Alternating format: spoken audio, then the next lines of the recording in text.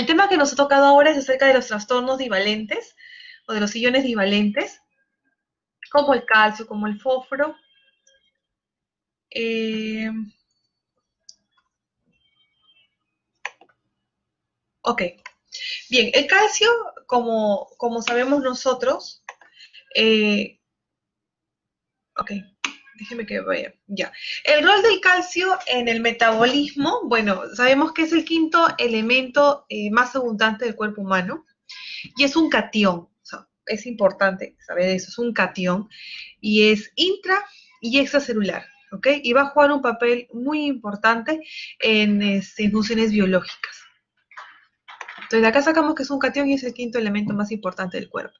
¿Cuáles son las funciones del calcio? Primero, en el metabolismo óseo, sabemos de que el calcio se encarga mucho de la mineralización esquelética y de la reserva dinámica. Una función también importante es la transmisión del impulso nervioso, ustedes saben, ¿no es cierto? La calmodulina, tenemos todos los factores que se implican en la contracción muscular. La secreción hormonal actúa como segundo mensajero intracelular con una actividad enzimática, regulación endocrina, la activación del sistema de complemento también, que tiene mucho que ver con la coagulación. Y tercero, como también funciona en la coagulación sanguínea como agregación plaquetaria, esa es la función que tiene. Y la última es como una preservación de la integridad de la membrana celular, ¿no? Adhesión y crecimiento celular. Todas estas son las funciones que cumple el calcio en el organismo.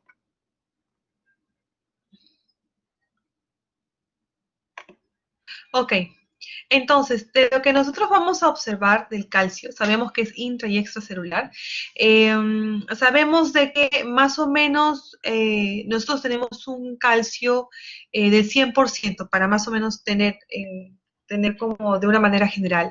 De esto, el 99.3% de calcio se encuentra a nivel óseo, ¿ok? Y el 0.70 se encuentra a nivel extracelular. Cuando hablamos del nivel óseo o intraóseo, decimos como formación de la hidroxiapatita, que es para formación de la membrana o sea, de la matriz extracelular, ¿no es cierto?, del hueso. Y de la parte extraósea se puede encontrar dentro de los fluidos extracelulares o de los tejidos blandos que no son del hueso, como por ejemplo el citosol, que los pueden observar que están en las células, ¿no es cierto?, fuera del núcleo. Y dentro de la parte extracelular sabemos que puede estar en la parte plasmática. Si se dan cuenta acá, el 0.1% está en el extracelular y a nivel plasmático es el 0.03%. De este 0.03%, del 0.7% que se encuentra extraóseo, unido a proteínas va a ser el 45%. Y difusible, es decir, la que no está unida a proteínas, la que es activa, va a estar aproximadamente en un 55%. De esto, el ionizado, que es el calcio funcionante, el que va a tener la función de todo lo que hemos comentado, es en un 45%, y el que está unido a proteínas, por eso es complejado, es el 10%. Entonces, sabemos de que el calcio se va a encontrar en resumen más en el intraóseo, o sea, en el intracelular, que en el extracelular. Cuando hablamos de extraóseo, ¿no es cierto? Podemos hablar que se encuentra en el extracelular y desde ahí ubicar más o menos si está unido a proteínas o es difusible, y luego si está como en los tejidos blandos, ¿no es cierto? Como el citosol. Entonces, recordar acá que está en el plasma aproximadamente 0.03%, que es muy poco, pero es muy importante a pesar de que es poco, porque unido a proteínas es el 45%, y difusible el 55%. De estos, el ionizado, que es el que genera, es el que realiza la función, es en un 45%, y el complejado, es decir, unido a otro tipo, no solo proteínas, sino otro tipo de sustancias, es el 10%. Bien, entonces, ¿cuál es el valor de calcio? Sabemos que es entre 8.5 y 10.5 miligramos por decilitro. Pero si lo queremos transportar a milimoles, sabemos que es de 2.1 a 2.6 milimoles. Esta es la manera como podemos nosotros convertir. Un miligramo es igual a 0.025 milimoles y un milimol es 40 miligramos. De ahí sale este resultado. Entonces, la calcemia o la normocalcemia va entre 8.5 a 10.5 miligramos por decilitro. Bien, entonces la concentración sérica de calcio ionizado, que es el calcio que nosotros vamos a necesitar, ¿no es cierto? Un 45%, es la importancia, es la que tiene importancia fisiológica, y eso va entre 4.5 y 5.4, ¿ok? Cuando ustedes se encuentren en los exámenes de laboratorio, ustedes pueden pedir calcio normal o calcio ionizado. Lo más importante, porque le va a tener la función fisiológica, es el calcio ionizado, y eso va entre 4.5 a 5.4, ¿ok? Esta se mantiene notoriamente constante, pero va a presentar algunas variaciones importantes del calcio total. Por ejemplo, un incremento del calcio total aumenta también la fracción unida a proteínas. Y la disminución de la albúmina, por ejemplo, se asocia a una disminución de calcio total. Y sabemos de que se mantiene el calcio iónico, o perdón, el calcio se mantiene constante, pero se varía de acuerdo a eso, de acuerdo a las proteínas, porque el calcio se va a unir a proteínas. Bien, eh, en cuanto a la medición del calcio sérico, esta se puede alterar. Por ejemplo, con quelantes de calcio como el citrato, ¿no es cierto? El citrato, lo que es, por ejemplo, se contiene en las bolsas de sangre, ¿no es cierto? En los paquetes globulares contiene alta cantidad de citrato. El citrato también lo que genera es la quelante de calcio, puede también disminuirlo temporalmente, ¿no? Los torniquetes también, los errores del almacenamiento, por ejemplo, en el hielo, también pueden generar estas alteraciones y altera la concentración de calcio plasmático. Variaciones en el pH también afectan la unión del calcio a la albúmina, ¿no es cierto? Una alcalosis va a incrementar esta unión a proteínas y disminuye el calcio iónico, el calcio que va a ser funcionante, y la acidosis tiene un efecto contrario. Tercero, que bueno, un cambio también de 0.1 en el pH produce también un cambio de concentración de calcio de 0.16 a 0.2 miligramos por decilitro de calcio, estamos hablando total. Y bueno, cuando hablamos acerca del metabolismo de calcio o el balance de calcio, sabemos de que esto es el compartimento extracelular, ¿no es cierto? Habíamos hablado que había intraóseo y luego el extracelular. Dentro de estos, sabemos de que el compartimiento intraóseo, ya sabemos qué porcentaje es, pero se va a tener un mayor porcentaje de calcio en el hueso, ¿no es cierto?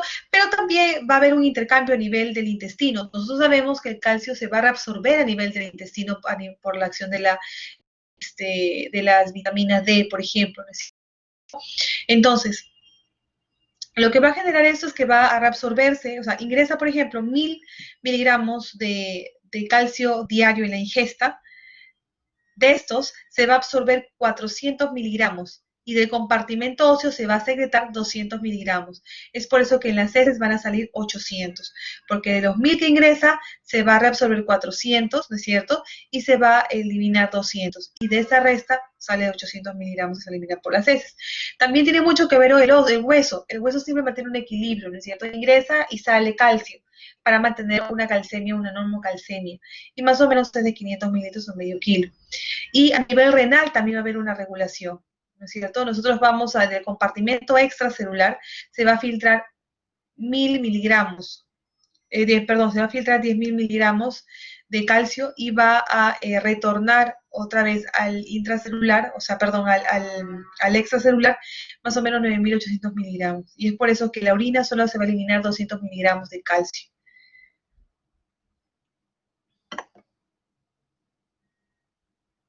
Bien, entonces, cuando hablamos acerca de la reabsorción o absorción de calcio a nivel gastrointestinal, sabemos que la dieta, como habíamos comentado, se va a ingerir más o menos entre 1000 y 1500 miligramos, ¿ok? Al día. Entonces, se va a reabsorber a nivel del estómago, del duodeno, del yeyuno, del ilio y del colon. De todos ellos va a haber mayor reabsorción, como pueden observar, a nivel del ilio, ¿ok? De absorción, cuando hablamos de miligramos, por ejemplo, y cuando hablamos de milimoles por día. ¿Okay? ¿Qué porcentaje se va a absorber del ilio? El 13%, seguido del yeyuno.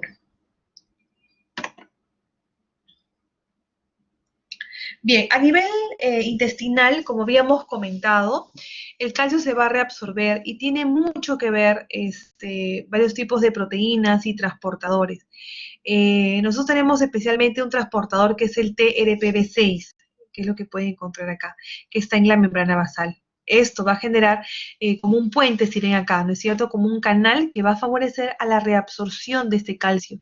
Este calcio se va a ir a la mitocondria, se va a ir al retículo endoplasmático y va a haber un feedback, va a ingresar y va a salir calcio. ¿Ok?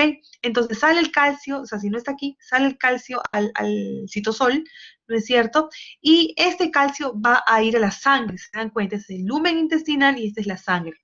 Entonces, a nivel sanguíneo, nosotros vamos a tener varios tipos de canales transportadores. Primero está el calcio ATPasa, es decir, transporte activo. Y está el calcio-sodio, que es un cotransporte que va a ingresar a través de un canal para ingresar a la sangre. Otro también es cuando habíamos hablado acerca de tipos de transportadores que pueden ser pasivos, transportadores activos y por también difusión facilitada. Otros son canales, ¿no es cierto? El canal de calcio, ¿no es cierto? Va a poder ingresar por su receptor de calcio, su receptor sensible al calcio. También tenemos un transportador que es sodio-calcio y tenemos también un transporte activo que es una bomba de calcio TPasa, perdón, ¿no es cierto? Eso va a permitir el ingreso de calcio que sea reabsorbido a nivel intestinal por la TRPV6, que son proteínas al igual, ¿no? Al final son proteínas. Bien, entonces, la absorción intestinal de calcio está incrementada, ¿por qué?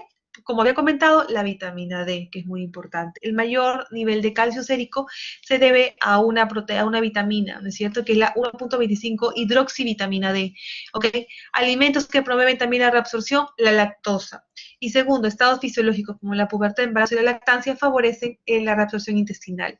En cambio, la que disminuye, alimentos que pueden ligar el calcio, como habíamos comentado, oxalatos y fosfatos, una baja dieta en calcio y fosfato en la dieta. La dieta rica en fibra vegetal también puede eliminar el calcio. La edad avanzada, las terapias con corticoides, las deficiencias de. Discúlpenme un ratito, por favor.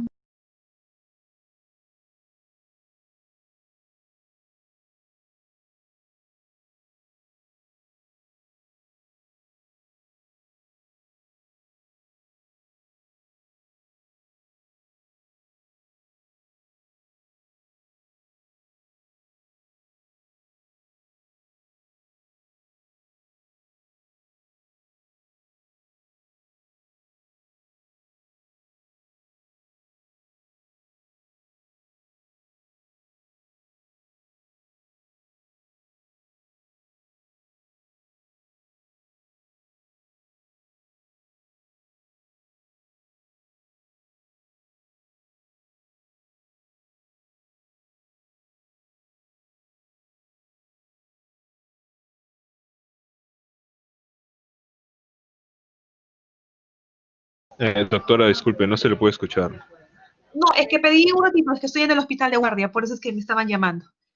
Ok, entonces sabemos que en cuanto a la absorción intestinal de calcio, está disminuido por eso, ¿no es cierto? Por dieta rica en fibra vegetal, edad avanzada, síndrome de mala absorción intestinal, la diabetes e insuficiencia renal. Bien, entonces, eso ya lo habíamos comentado en cuanto a la absorción que nosotros sabemos, ¿no es cierto? Es lo mismo básicamente que hemos comentado en el diagrama anterior.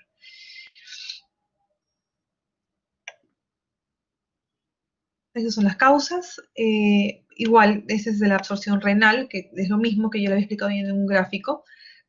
Eso es para saber más o menos en cuanto a la reabsorción o el balance renal. Nosotros sabemos que se encuentra el túbulo contorneado proximal, que aproximadamente se va a reabsorber entre un 50 y 60%. Cuando hablamos de el asa de Henle, ¿no es cierto? Sabemos de que en el asa de Henle, si hablamos acerca del asa ascendente gruesa, se va a reabsorber aproximadamente un 20-25%.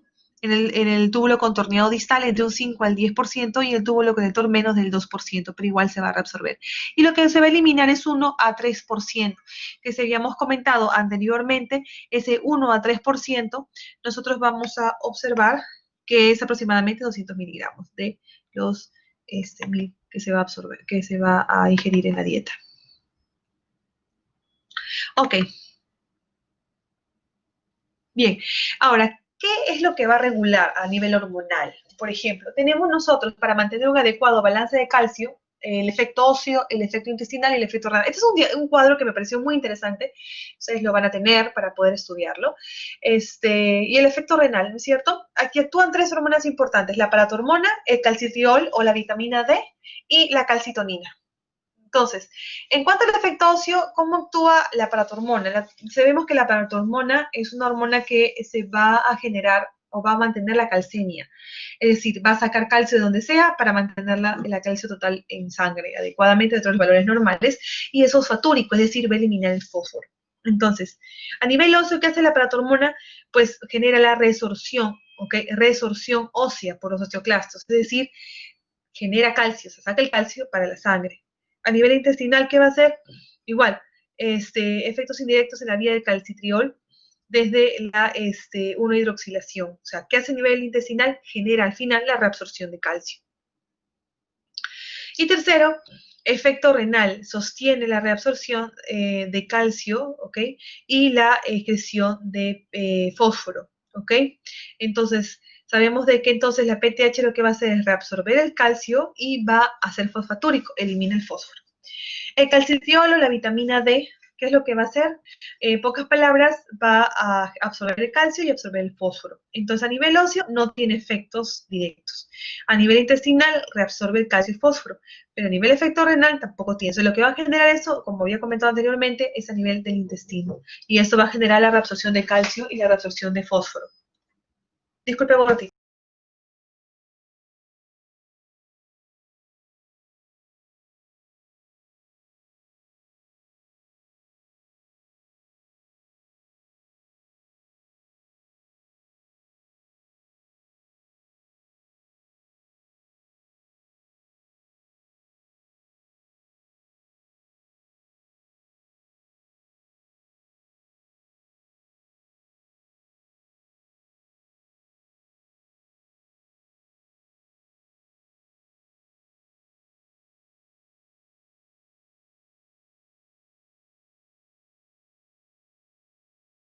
Ok, entonces, a nivel del efecto intestinal, lo que va a generar es absorción de calcio y absorción de fósforo. Y la calcitonina hace lo caso contrario. La calcitonina lo que hace es ir en contra de la paratormona. Entonces, si la paratormona reabsorbe calcio, lo que va a hacer eso es inhibir la reabsorción de calcio, ¿no es cierto? Entonces, a nivel óseo inhibe la resorción ósea de los osteoclastos, por eso es que disminuye el calcio. A nivel intestinal no tiene efectos, y a nivel renal promueve la excreción de calcio y de fósforo, o sea, no la reabsorción. Él va en contra de lo que es, en cuanto al calcio, de la paratormona. Bien. Entonces, ¿cuáles son los efectos fisiológicos? Cuando nosotros tenemos, por ejemplo, una disminución de calcio plasmático, lo que van a actuar son los receptores sensibles al calcio, ¿no es cierto? Estos receptores sensibles al calcio pueden encontrar en la paratormona, y lo que hace esto es favorecer la liberación de paratormona. Y al favorecer la liberación de paratormona, esto disminuye la reabsorción fraccional de calcio, o sea, disminuye la excreción de calcio y genera la estimulación de hidroxivitamina D para que se reabsorba calcio a nivel intestinal. ¿Ok? Y la excreción de calcio, obviamente, para normalizar el calcio en la sangre. Pero cuando tenemos un incremento de calcio, lo que hace esto es, se activa este receptor sensible al calcio, ¿no es cierto? Y disminuye la PTH y aumenta la calcitonina. Entonces, en esta se inactivan los receptores de calcio, obviamente, ¿ok? Y acá se va a activar los receptores de calcio cuando hay un incremento, ¿no es cierto? Porque hay mayor calcio, se activa mucho más el receptor sensible. Ve que hay mucha cantidad de calcio, lo que genera es una disminución de la paratormona y activa la calcitonina, que es en contra de la paratormona, ¿ok? Y esto va a generar mayor excreción de calcio a nivel renal, al igual que disminución de la hidroxivitamina D, ¿no es cierto?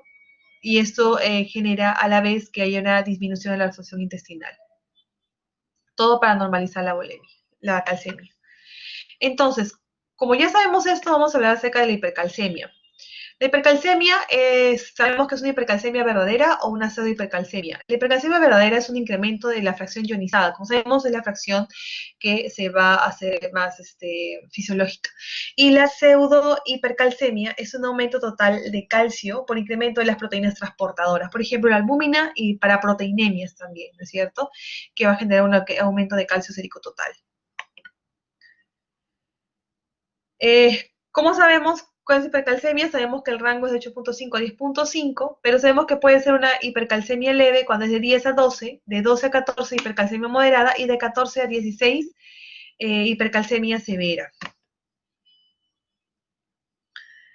Bien, en cuanto a la epidemiología, la causa más frecuente de una hipercalcemia en pacientes ambulatorios es la causa más frecuente en pacientes ambulatorios cuando encontramos una hipercalcemia, pero la segunda causa en pacientes hospitalizados. ¿Y cuál es el hiperparatiroidismo primario? Es una pregunta de examen. La primera causa de pacientes de hipercalcemia en pacientes ambulatorios y la segunda en hospitalizados es el hiperparatiroidismo primario.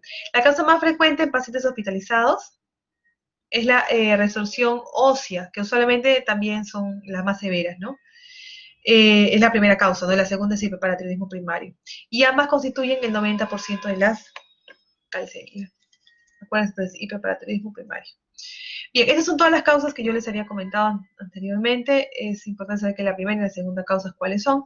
Y bueno, una de las causas también es la malignidad. El desarrollo de hipercalcemia y las neoplasias malignas se debe más o menos a tres mecanismos principales. La primera es la producción y secreción paraneoplásica de calcitriol.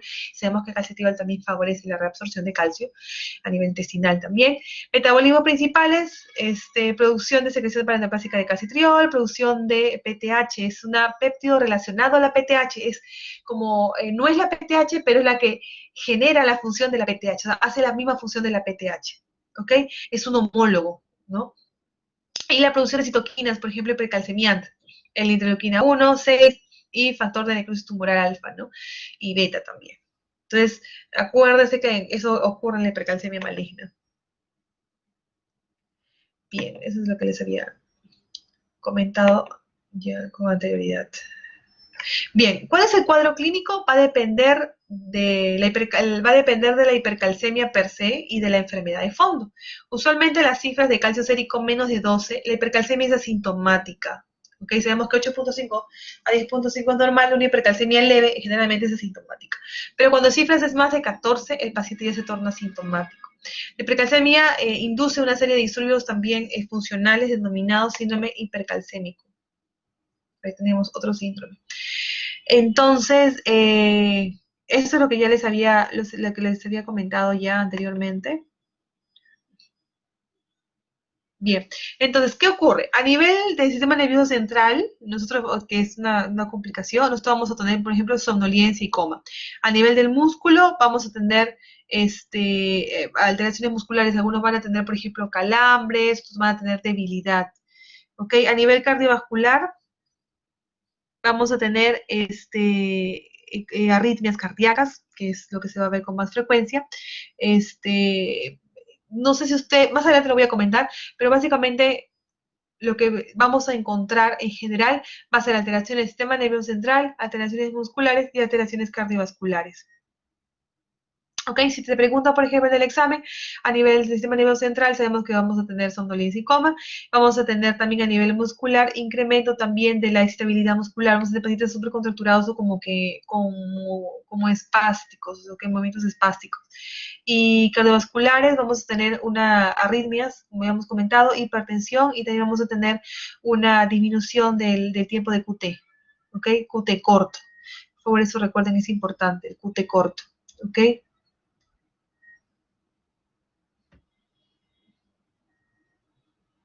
Entonces, esos son los que vamos a tener. Leve aumento de la duración de QRS, segmento ST corto, intervalo PR prolongado y QT corto. Eso es lo más importante. QT corto, ST corto y PR prolongado.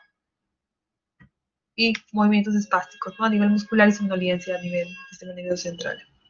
Entonces, ¿cuál es el diagnóstico? Historia clínica en todos los casos, de una manera cuidadosa. Exámenes auxiliares, por ejemplo, de laboratorio, calcio sérico, como sabemos, urinario, también PTH, fósforo, también porque va de la mano, potasio, urea y creatinina para decir una injuria renal. Ok, rayos X también, de cráneo, de columna, de pelvis, ¿no es cierto? Una ecografía también tiroidea, porque por ahí se puede encontrar la PTH, y abdominal y gamografía. Bien, en caso de una hipercalcemia, esto lo voy a pasar, chicos, porque eso es para ya algo mucho más extenso, pero con lo que les había comentado anteriormente, el diagrama para llegar al diagnóstico para mí es suficiente. ¿Cuál es el tratamiento de una hipercalcemia? Bueno, pacientes con calcio sérico mayor de 14 o sintomáticos más de 12, ¿ok? Entonces, si tienen más de 14 o sintomáticos que sean más de 12, hay que tratarlos, ¿ok? Bien, ¿cuál es el objetivo de la terapia? Incrementar la remoción de calcio del extracelular al intracelular. Inhibir la reabsorción en el intestino, inhibir la liberación de calcio del hueso hacia la sangre y disminuir la presión ionizada por formación de complejos y sustancias quelantes. ¿Ok? ¿Por qué? Porque sabemos que la fracción ionizada es la que va a generar la acción. Entonces hay que inhibir esto por medio de quelantes. O sea, se unen más, hay que generar la unión a proteínas, a otros tipos de sustancias, de calcio. Entonces, primero que hacemos hidratar, es lo básico. ¿Con qué hidratamos? Con cloruro de sodio. ¿Cuánto más o menos? 2 a 4 litros endovenoso por día o por 1 a 3 días, ¿ok? Por vía oral si está disponible. ¿Qué va a generar esto? Mayor filtración y excreción de calcio, ¿ok? Ya sabemos cuál es la indicación. Segundo, la furosemida. ¿Qué damos? O furosemida, que es un diurético, que va a inhibir la reabsorción también de calcio, ¿no es cierto? A nivel de nefrón distal o túbulo contorneado distal. Bueno, donde vamos a actuar la furosemida. Y uso también de bifosfonatos. Acá el ácido solendrónico, que es lo que se va a usar, o el pamidronato, que es lo que hay acá, ¿no? 60 o 90 miligramos endovenoso en 1 hora. O hablamos de solendronato de 4 miligramos endovenoso en 15 minutos. Entonces, ¿qué hace? Inhibe la acción de los osteoclastos que van a generar la resorción de calcio, ¿no es cierto? La calcitonina también porque va a inhibir la PTH, corticoides también, pero todo esto lo que se va a utilizar, por favor, chicos, es la hidratación y es la furosemida y bifosfonatos. Bien, esos son los tiempos de acción que tenemos, ¿no es cierto?, en semanas y días. Y la duración. Quien inicia primero, como se pueden dar cuenta, es que lamentablemente nunca hay, acá hay, por ejemplo, si tenemos, porque no hay, el ácido solendrónico, por ejemplo, o el pamidronato. De los dos inician igual, pero quien tiene más tiempo de acción, sabemos de que el ácido solendrónico.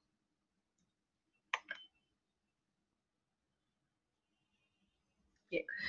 Tratamiento de la hipercalcemia, ya sabemos, manejo agudo, expansión de volumen y furosemida, siempre, y fosfonatos, eso nunca se olvide, ¿ok? Si no hay respuesta, lo que está aquí, la calcitonina y la hemodiálisis no responde. Generalmente en calcios más de 14 y sintomáticos deberíamos manejarlo, si no dializarlo, ¿no? Es importante. Y el tiempo en que hay que dializarlo, bueno, 4 horas debería mejorar en realidad. Y el manejo crónico, bueno, tratar la enfermedad de fondo. Sabemos que la primera causa es el hiperparatidismo primario.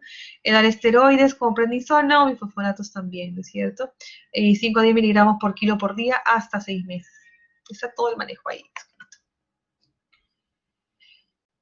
¿Cuál es el pronóstico? Está dado básicamente por la enfermedad de fondo y en la hipercalcemia secundaria malignidad, la sobrevida después de la aparición de hipercalcemia suele ser muy pobre, por lo menos 3 meses.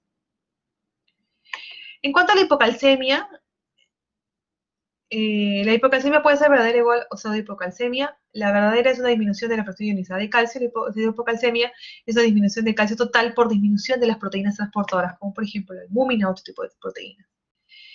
¿Cuál es la etiología asociado a fósforo normal o bajo en plasma? Porque se saben que sí, todo es contrario, ¿no? Disminuye el fósforo y cuando disminuye el calcio aumenta el fósforo. Y asociado también a gran concentración de fósforo en plasma, ¿ve? Como les comentaba, y asociación con una hipoalbuminemia. Menos albúmina, menos que se pueda unir y menos calcio total. Bien. Se va al cuadro clínico, se correlaciona igual a la rapidez y la magnitud del calcio, usualmente es sintomática con un calcio menor a 7. Entonces, menor a 7 es sintomático y mayor a 14 es sintomático también cuando hablamos de hipercalcemia. Entonces, ¿qué va a generar? Parestesias igual, espasmos carpopedal, calambres, síndrome de Chebustek de Trousseau, hiperventilación, esofagio, dolor óseo y debilidad muscular. Entonces, esos son los signos importantes, síndrome de Chebustek, síndrome de Trousseau. Vamos a encontrar también hipotensión arterial. Igual en el otro caso encontramos hipertensión arterial. ¿Listo?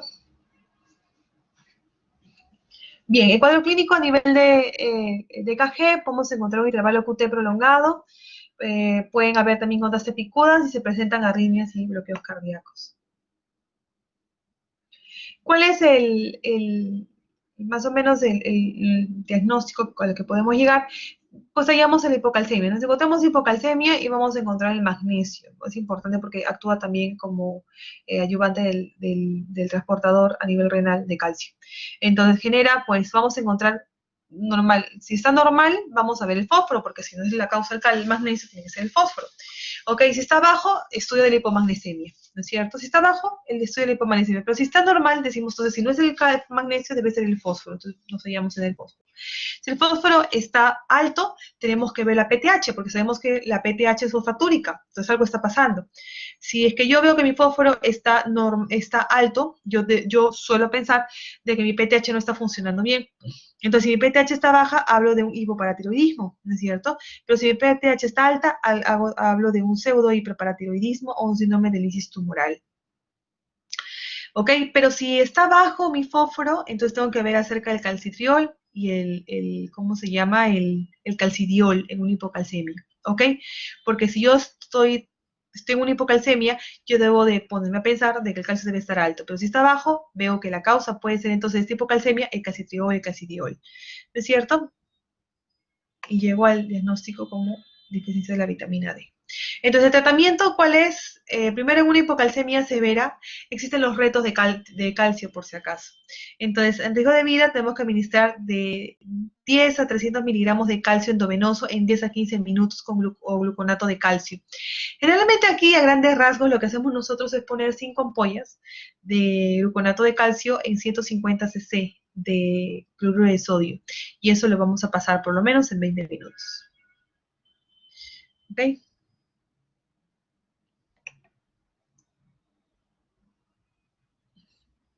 Bien, y cuando el paciente ya puede tolerar la vía oral, tranquilamente podemos dar el carbonato de calcio de 500 miligramos, que tiene 200 miligramos de hierro elemental. Ustedes saben que la ingesta es de 1000, ¿no es cierto? Entonces tiene que haber 1000 de hierro elemental. Entonces, por eso es que si, por ejemplo, el carbonato de calcio que le damos es 500, ¿ok? O de 1250 tiene 500 de calcio elemental, lo podemos dar 3 veces al día.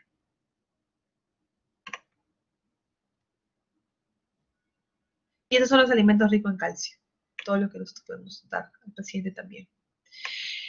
Bien, cuando hablamos de fósforo, decimos que el rol del fósforo en metabolismo pues es el sexto, y no es el quinto, es el sexto elemento más abundante del cuerpo humano y participa también en las funciones biológicas, ¿no es cierto?, en forma de fosfatos. Tiene un importante rol en la respiración mitocondrial, en la fosforilación oxidativa, actúa en el metabolismo óseo y también es componente de los fosfolípidos de la membrana celular.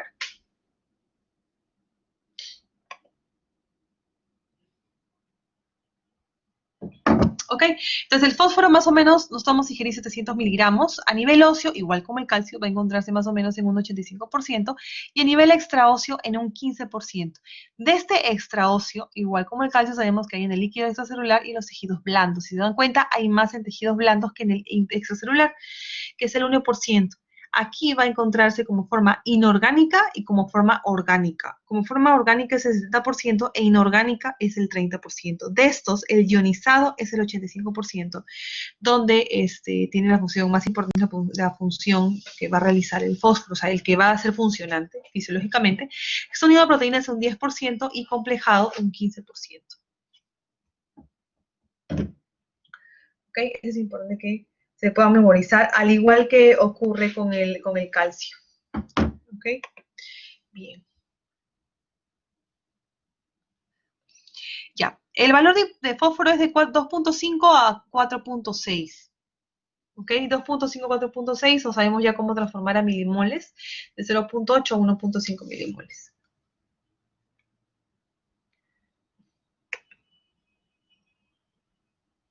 Bien, igual hay un equilibrio entre el hueso, entre el intestino y entre el riñón.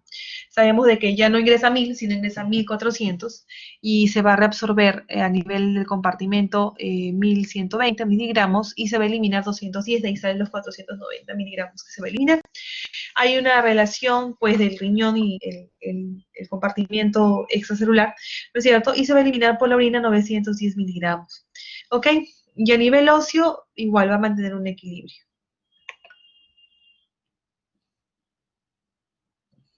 Bien, a nivel intestinal, el fósforo se va a reabsorber del lumen intestinal, ¿no es cierto?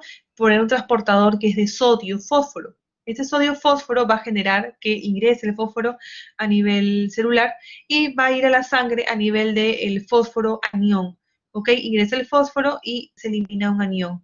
Eso también va a generar ese transporte o la reabsorción de fósforo a nivel intestinal de la sangre.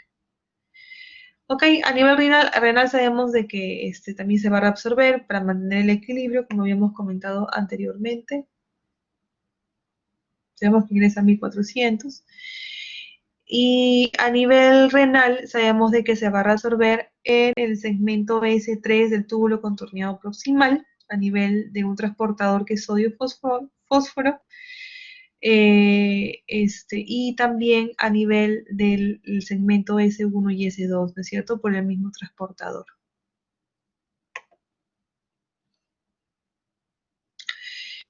Entonces, ¿qué va a generar la excreción de fósforo aumentado? La PTH, como sabemos, es fosfatúrico, el péptido trianatriurético, los corticoides, la acidosis metabólica, la dopamina, las fosfatoninas, la carga de fósforo, la expansión de volumen, los diuréticos, los estrógenos, la hipercalcemia y la hipocalemia. ¿Qué va a favorecer a la excreción de fósforo disminuida? La paratiroidectomía, ¿no es cierto? Ya no hay PTH. Segundo, que va a favorecer la hormona de crecimiento, la alcalosis metabólica, la depresión de fosfato, la concentración de volumen y la hipocalcemia. Como sabemos, si hay hipocalcemia, aumenta el fósforo en sangre, ¿no? Disminuye su absorción. Y cuando hablamos de hiperfosfatemia, nosotros sabemos de que las causas van a ser variadas. La primera va a haber un incremento de la oferta endógena, movimiento desde el intracelular al extracelular, ¿cierto? Por ejemplo, las neoplasias, como las leucemias o los linfomas, catabolismo incrementado, una hemólisis, porque sabemos que está en el intracelular también, una rhabdomiólisis, ¿no es cierto? Hipertermia maligna va a generar hiperfosfatemia, porque recuerden que está en el intracelular. Y gran parte.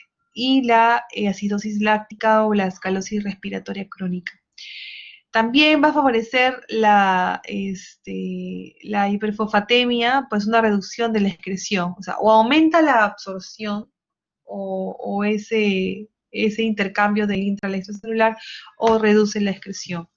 Cuando, por ejemplo, tenemos medicamentos, los bifosfonatos o la falla renal, o por ejemplo la acromegalia que está relacionado con eso, una disfunción también de la paratiroides, ¿no es cierto? Un hipoparatiroidismo, una PTH plasmática normal, ¿no es cierto? Un pseudohiperparatiroidismo va a generar también una disminución, un aumento del fósforo. ¿Cuál es la clínica? Bueno, a consecuencia de cambios secundarios en el calcio de PTH y la vitamina D12 va a haber irritabilidad neuromuscular, tetania, hipotensión arterial e incremento del intervalo QT. Y las consecuencias también van a ser calcificación ectópica, por ejemplo, calcificación periarticular, tejidos blandos, vascular, es muy importante la calcificación vascular, la calcificación ocular y anormalidades en la producción, en la conducción también ¿cómo se llama? Cardíaco y prurito. Ok, ¿cuál es el tratamiento de una hiperfosfatemia? Bueno, la diuresis salina es aguda, igual que el calcio y la solución polarizante, ¿no? Porque va a actuar a nivel neuromuscular, y la hemodiálisis. Y crónica, pues la reducción en la dieta, uso de ligadores de fosfatos, como por ejemplo acetato, carbonato de calcio, estato de calcio, el CB-Lamer y el carbonato de lantano. ¿Okay? La hemodiálisis no mejora con eso. Cuando hablamos de una hipofosfatemia, en cambio, sabemos que la etiología puede ser variada, ¿no? Por ejemplo, un ingreso disminuido o una excreción abundante. Entonces, por ejemplo, cuando hay un ingreso disminuido, sabemos que es la malabsorción intestinal, deficiencia de vitamina D que genera la reabsorción de calcio y fósforo, como habíamos comentado anteriormente. Hay una mala absorción y un alcoholismo crónico, por ejemplo, una desnutrición. Pérdidas también incrementadas, ¿no es cierto? Por ejemplo, un hiperparatiroidismo, una deficiencia de vitamina D, enfermedades tubulares renales, consumo de fosfato por tumor mesenquimal, trasplante renal, todo esto va a generar, ¿no? Causas hereditarias, por ejemplo, deficiencia en la reabsorción tubular de fósforo, por eso no se reabsorbe hipopatemia. Por ejemplo, el síndrome de Fanconi, el síndrome, ¿cómo se llama? Hay un síndrome que no me acuerdo ahorita.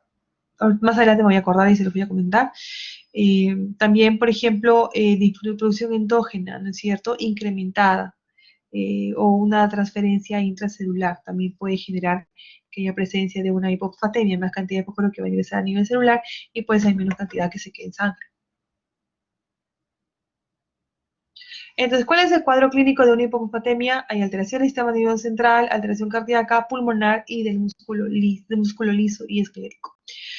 A nivel del sistema nervioso central, encefalopatía, es por eso que también cuando hay calcio alterado, fósforo alterado, y también encefalopatía, no necesariamente tiene que haber una función renal alterada, ¿no?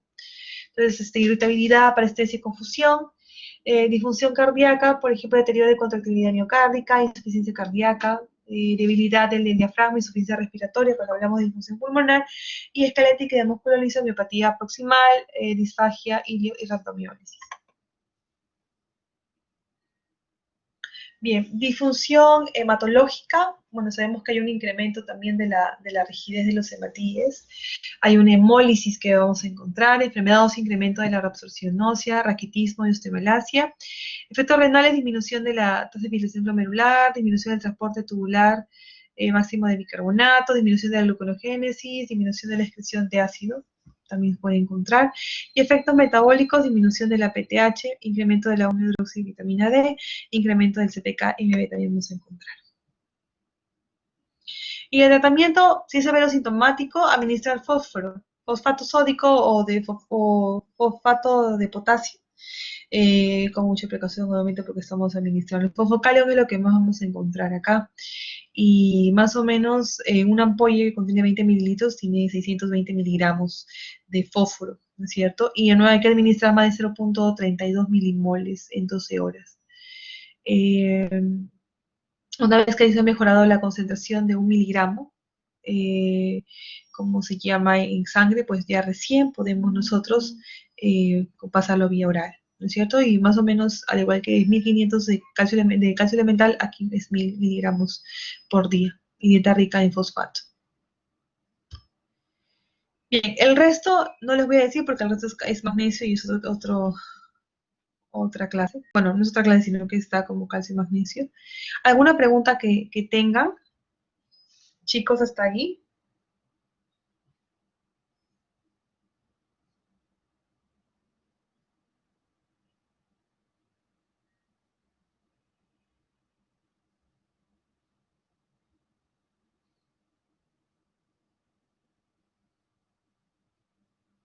¿No hay ninguna pregunta?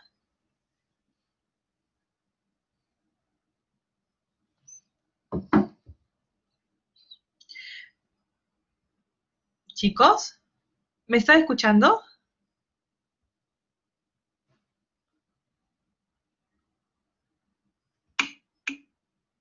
¿Alguna pregunta hasta ahí? Nos falta lo de potasio, si no me equivoco, ¿no?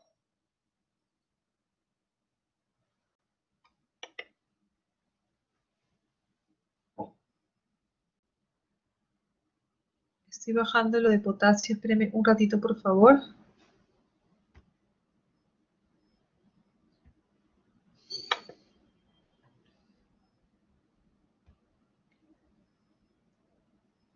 Ok, bien. Nos falta, creo que lo de potasio, ¿no?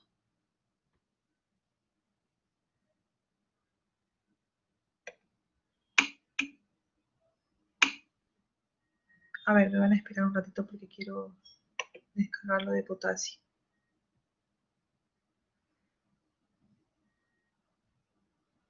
Compartir.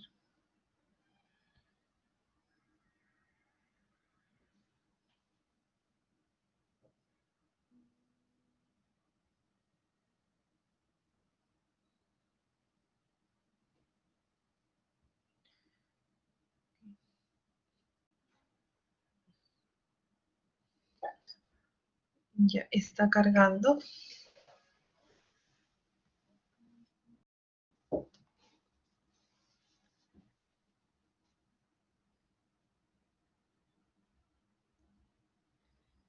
Está cargando, esperen un ratito. Ya, chicos, no me demoro ni 5 minutos.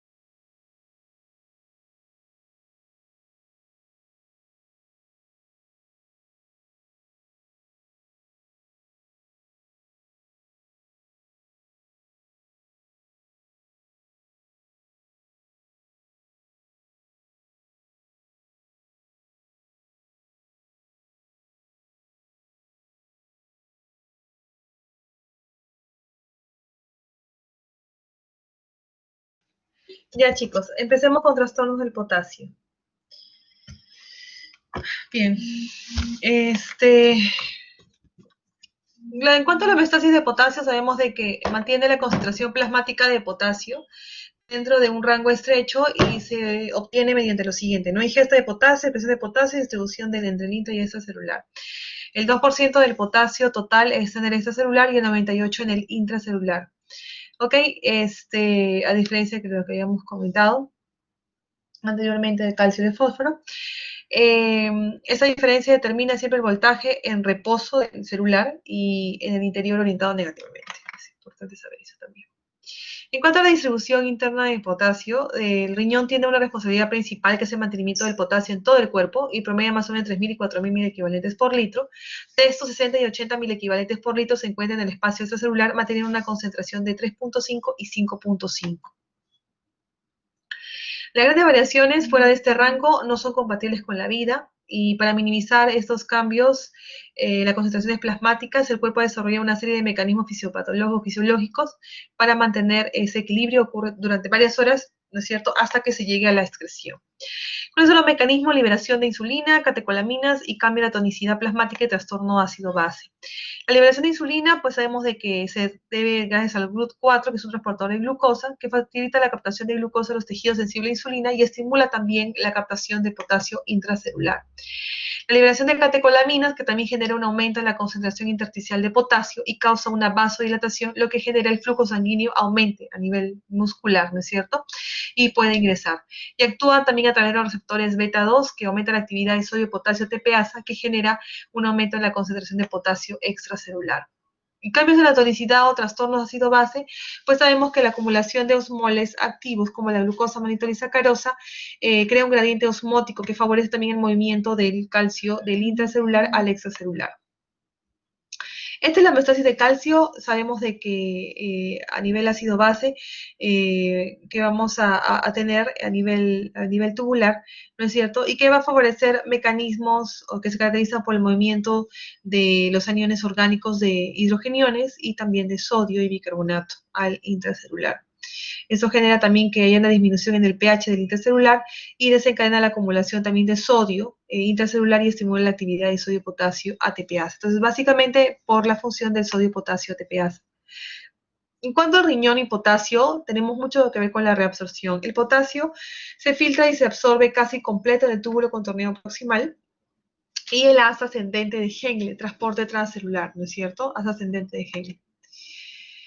En cuanto a la excreción, el mantenimiento de la excreción de potasio se debe principalmente a la excreción a lo largo de la nefrona distal de la aldosterona y se debe mucho a la última porción del túbulo contorneado distal, el túbulo de conexión y túbulo colector. La secreción de potasio está mediada por dos tipos de canales apicales y está impulsada por un voltaje transepitelial orientado en la dirección negativa a la luz. Acá tenemos, por ejemplo, tenemos el túbulo contorneado distal 1 y 2 y la función de la aldosterona, ¿no? Que genera la reabsorción de calcio, de sodio, ¿no es cierto? Y elimina el calcio, el potasio. Cuando tenemos una hipocalemia decimos que es un potasio menos de 3.5 milequivalentes por litro. Y puede ser una hipocalemia transitoria por un desplazamiento celular de potasio o una hipocalemia también sostenida y se debe a una ingestión adecuada o más comúnmente una pérdida excesiva de potasio. Puede ser leve de 3.5 a 3, moderada de 2.5 a 2.9 a 2.5 y severa o profunda, severa menos de 2.5. Una disminución también de la ingesta de potasio, una distribución celular también alterada o un aumento de pérdidas extrarrenales o renales me van a generar esta hipocalemia. Este es un cuadro para que más o menos sepan, ¿no? Desplazamiento al interior de la célula, beta-agonistas o los broncodilatadores o las antinas, lo que genera la eliminación renal de potasio, por ejemplo, los diuréticos, y luego aumento de las pérdidas renales, por ejemplo, las fístulas, los laxantes, todo lo que van a generar. La clínica, cardíacas, neuromusculares, digestivas, renales, como ya he comentado, o endocrinas. La más importante de las cardíacas, ¿no? Lo que vamos a tener es una inversión de la onda T, un descenso, la prolongación del QT, y alteraciones neuromusculares. Entonces, ¿qué vamos a tener acá en hipocalemia? Descenso del ST, aplanamiento de la onda T y un aumento de la onda U. Eso es lo que vamos a observar. ¿Cuál es el diagnóstico o el enfoque diagnóstico de una hipocalemia? Es muy largo, pero más o menos para que puedan darse cuenta. Nosotros tenemos que ver la historia clínica del paciente y tenemos que ver la valoración del volumen circulante efectivo, ¿no es cierto? Cuando tenemos, por ejemplo, acá, con el potasio sérico en orina, es importante. Nosotros vemos un estudio que se llama el potasio sérico en orina y la gradiente transtubular. Pero básicamente, en resumen, podemos observar el potasio sérico, el potasio urinario. Cuando es menos de 15 el potasio urinario, o sea, una hipocalemia, nosotros debemos de que tiene que haber una insuficiencia a nivel renal, ¿no es cierto? Porque cuando tengo una hipocalemia, lo que tengo que observar es que mi riñón reabsorbe más cantidad de sodio y a nivel urinario tiene que ser disminuido, ¿no es cierto? Entonces, si es que está disminuido, quiere decir que está funcionando mi riñón, entonces las pérdidas van a ser extrarrenales. A diferencia de, por ejemplo, cuando tenemos un potasio pues alto a nivel, en base a una hipocalemia, pues entonces tenemos que llevar la gradiente transtubular de potasio para que nos diga qué estamos teniendo en cuenta, ¿no? Porque, por ejemplo, si mi potasio está alto, yo tengo que ver la gradiente transtubular de potasio. Esta gradiente transtubular de potasio es el que mide la función de la aldosterona, que obviamente va a reabsorber sodio y elimina potasio. Si está disminuido, pues tenemos que darnos cuenta que pueden ser los diuréticos o una glucosuria, diuresis osmótica. Pero si está elevado, nosotros tenemos que ver cuál es el volumen circulante, si es que, cómo está la volemia. Si es que mi volemia está normal o está baja. Si está normal, tengo que ver si tiene presión alta o no. Pero básicamente, para que no se confunda, ver la cantidad del potasio urinario y la gradiente transtubular de potasio. Que lo que me va a venir básicamente a la gradiente transtubular es la función de la aldosterona. ¿Cuál es el tratamiento de una hipocalemia? Bueno, al ser potasio un catión predominante intracelular, la concentración plasmática solo está orientada al déficit del potasio corporal. Se considera también por cada disminución de 1.000 equivalente por litro en el potasio sérico, las reservas de potasio habrán disminuido. Cuando el potasio es menos de 2, el déficit total puede también superar los 800 a 1 gramo o 1.000 equivalentes. Entonces, el tratamiento básicamente es reto de potasio. ¿Ok? ¿Cuál es el reto de potasio? Nosotros vamos a administrar aproximadamente una ampolla que es más o menos 2.5, que es lo que nosotros vamos a administrar, ¿no es cierto? O una ampolla, mejor para que sea mucho más claro y más práctico para usted, de potasio, lo vamos a administrar en 80 o 90 cc de cloruro de sodio, y eso lo vamos a administrar en 1 hora, y se puede dar hasta 3 ratos de potasio. ¿Ok? Y el tratamiento por vía oral, sabemos que el tratamiento se debe a que vamos a darle pastillas, que es lo que vamos a encontrar, y alimentos. Aquí lo que tenemos va a ser el cloruro de potasio o el citrato de potasio, que es lo que le podemos dar al paciente. Generalmente se da un CC que contiene 10.000 equivalentes por kilo. Recuerden que el potasio es 1 a 2.000 equivalentes por kilo al día. Ok, entonces el potasio endovenoso se da 20.000 equivalentes por 1 hora, como había comentado, que es más o menos una ampolla, ok, hasta 40.000 equivalentes. En cambio, por vía central, porque esa es por vía periférica, se administra 20.000 equivalentes por litro, ok, en 90 cc, y eso pasar en 1 hora por 3 veces, no más de 150.000 equivalentes. Y en el caso de una hipercalemia, en cambio, en una hipercalemia es de 5 a 5.5, si es una hipercalemia leve, si es una moderada es de 5.5 a 6, y si es grave es de 6. Igual, ¿a qué se debe? A un aumento de la ingesta, a una distribución celular alterada y una disminución renal, excreción renal alterada. ¿Cuáles son las causas? Muestra embolizada, aporte excesivo de potasio o una disminución o eliminación renal, ¿no es cierto? Por ejemplo, una enfermedad renal crónica, una ínfula renal aguda, enfermedad de Addison, va a generar también esa disminución, aumento de potasio. ¿Ok? Y o paso de líquido de potasio a líquido extracelular también. ¿Qué es lo que vamos a observar? Ondas tepicudas, QRS ancho y PR, aumento de la PR. Y onda P plana, obviamente, ¿no? QRS ancho, T picudas y onda P planas. No hay una relación exacta entre el valor de potasio y los cambios electrocardiográficos. Es importante saber, un paciente puede tener potasio de 3.5 según hipocalemia leve, por ejemplo, y tener alteraciones del potasio. Ok, ¿cuál es el enfoque diagnóstico? Igual lo mismo. Pensar primero que puede ser una hipercalemia, ¿no es cierto? Cuando hay una muestra embolizada o una leucocitosis severa, ¿no es cierto? Trombocitosis severa. Y si es que no es así, pues nosotros tenemos que medir el potasio sérico, o el urinario, perdón, o la gradiente transtubular de potasio. Si el potasio urinario es más de 100, por ejemplo, o es más de 7 de la gradiente transtubular de potasio, podemos decir que ante una hipercalemia, pues mi riñón está funcionando bien. Entonces, las causas pueden ser otras, como por ejemplo redistribución o liberación tisular y no renal. Pero si mi potasio urinario está disminuido y mi gradiente tubular también, entonces podemos decir que la causa sí es renal. Entonces puede haber corticoides, déficit, alteración tubular o insuficiencia renal. ¿Ok? ¿Qué es lo que le damos al paciente? Pues sales de calcio, gluconato de calcio, betagonistas, insulina, bicarbonato, diuréticos y diálisis. ¿Ok? Un paciente que no mejora la presión de hipercalemia, hay que dializarlo. Entonces, ¿qué hacen los primeros? Antagonizan el efecto cardíaco de la hipercalemia. Los segundos, desplaza el potasio al interior de la célula. Y el tercero, elimina el potasio del organismo. Ante una hiperpotasemia crónica sintomática, se puede utilizar las siguientes medidas. Restricción de potasio de la dieta de 1.5 a 2 gramos por día. Valorar la suspensión de fármacos hipercalemiantes, resinas de intercambio catiónico y diuréticos de asa como la furosemida y torasemida, que pueden asociarse a acetazolamida para aumentar la eliminación de este potasio. Entonces, estos son todos lo que nosotros podemos dar. Por ejemplo, acá lo que se utiliza es el caixalate, que son resinas que van a eliminar el potasio, ¿no? No es específico y genera un intercambiador de calcio por cationes. Eso en realidad es bueno, pero se ha visto que hay gran porcentaje de perforación intestinal cuando le damos eso. Entonces, ¿qué damos? Disminuir las verduras y hortalizas. Las frutas, todos los cítricos generan gran cantidad de potasio, tienen gran cantidad de potasio. Las verduras también y hortalizas. Es por eso que cuando tenemos un paciente renal, lo que tenemos que hacer es decirle que todas las frutas y las hortalizas o verduras tienen que sancocharlas para que pueda eliminarse la gran cantidad de potasio. Bien, chicos, terminamos por el día de hoy. No sé si tienen